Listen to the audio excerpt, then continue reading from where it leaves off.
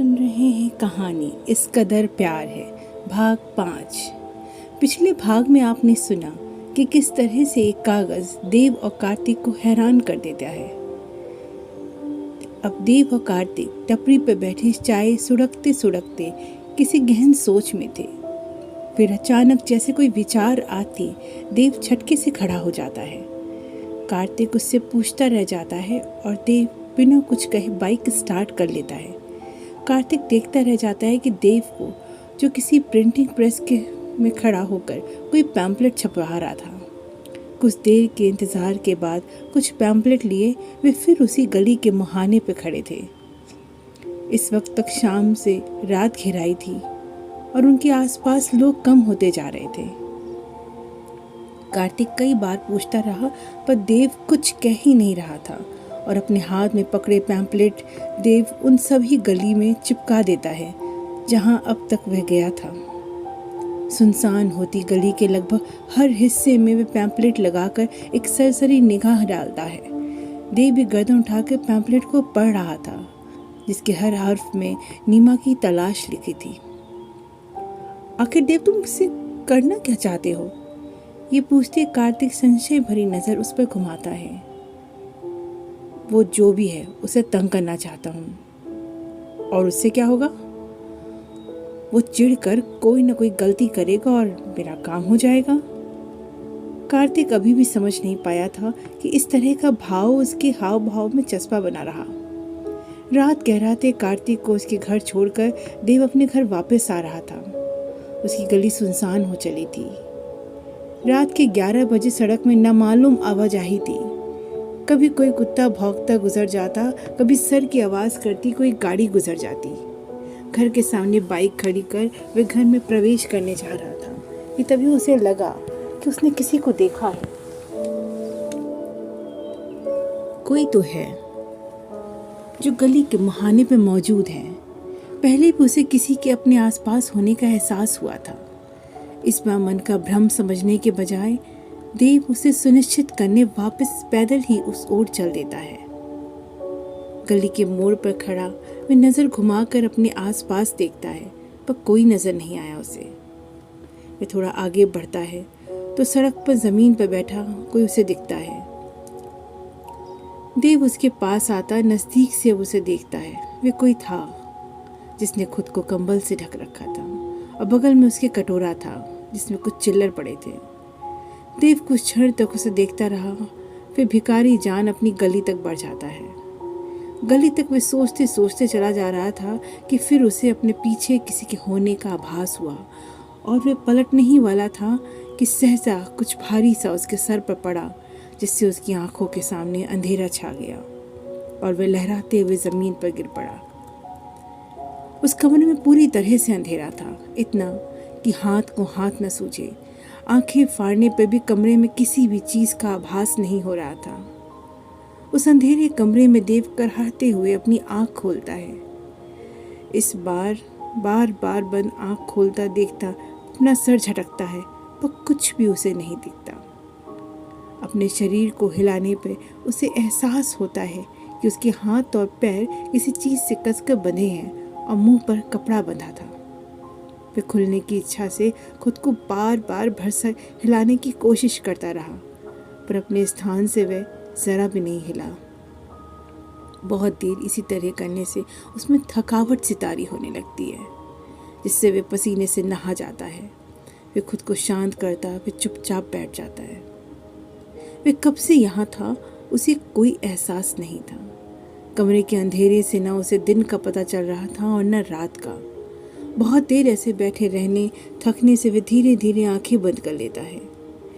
किसी आहट पर धीरे से सर उठाते वह आंख खोलते सामने देखता है। अपनी तंद्रा में वापस आते आते आकार लिए हुए सामने एक हल्की रोशनी दिखती है जिसे गौर से देखने पर चलता है कि रोशनी के सामने कोई है जो धीरे धीरे उसकी ओर बढ़ रहा है। अब वह छाया उसके बहुत पास थी, इतनी कि वह उसको काफी अच्छे से देख पा रहा था पर उस छाया ने अपना चेहरा किसी कपड़े से ढक रखा था।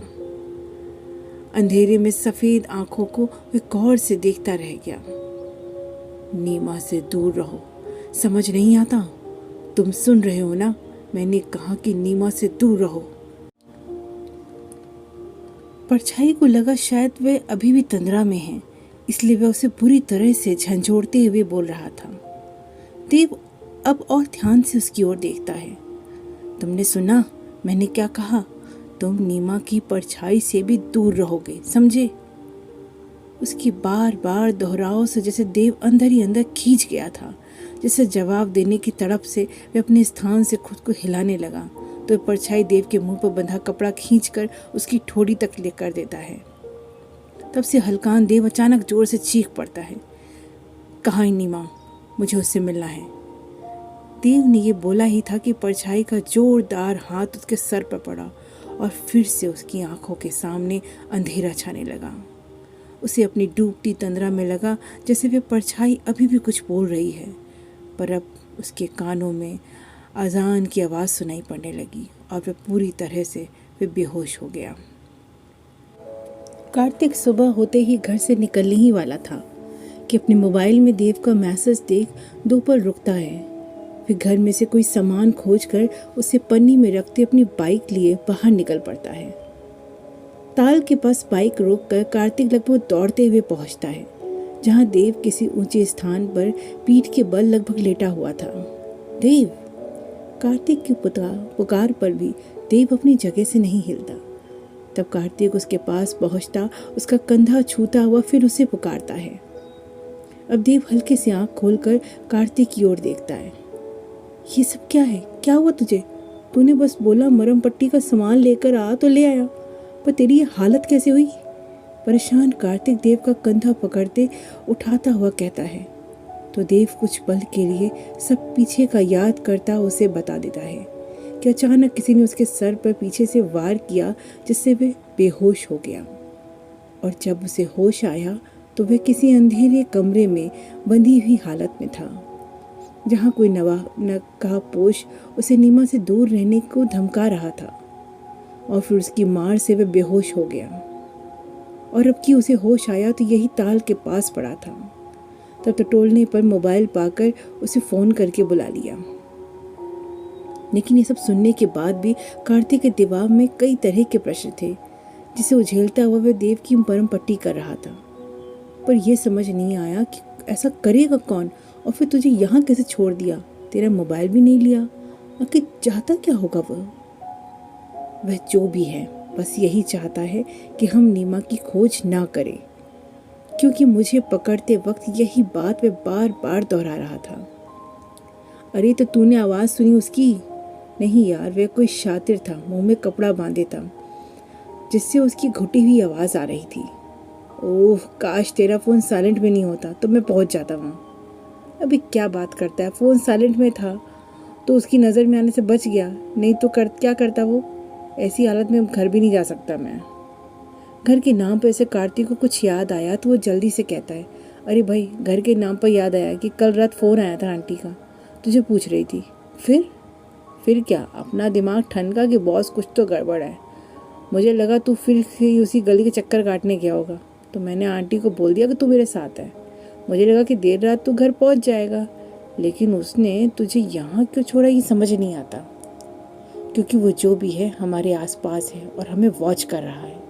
क्या सच में? कार्तिक चौंक कर देखता है तो देव हाँ में सर हिला देता है।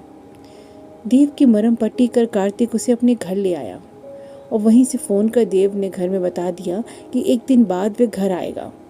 वहीं कार्तिक ने अपने घर में बता दिया कि देव का एक्सीडेंट हुआ है और इस वक्त अपने घर पर कोई नहीं है उसके, इसलिए एक दिन के लिए वह उसके पास रुक रहा है। हालांकि बेकार की घुमक्कड़ी करते दोस्तों के जीवन की घटनाओं को उनके घर वालों ने सहज ही लिया और इससे देव का पूरा दिन आराम करते हुए खुद को जल्दी ठीक करने का प्रयास करने में बीता। लेकिन नीमा का ख्याल किसी पल भी उसके दिमाग से न निकला। वह हर पल आगे क्या करना है यही सोचता रहा। कार्तिक का कोई बस न चला और उसे झक मारे देव के साथ फिर अगले ही दिन उस गली में आना पड़ा।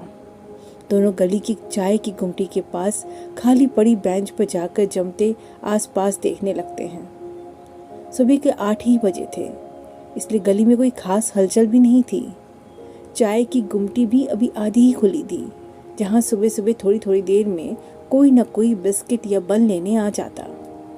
चाय को अभी अभी चढ़ाया गया था, जिससे सुबह की ठंडक में गर्म चाय की खुशबू समाकर माहौल को ऊष्म बनाई थी। आखिर क्या करेगा देव आगे नीमा की खोज के लिए, और कौन है वो जो देव को नीमा से दूर रखना चाहता है? जानने के लिए सुनते रहें इस कदर प्यार है का अगला भाग। धन्यवाद।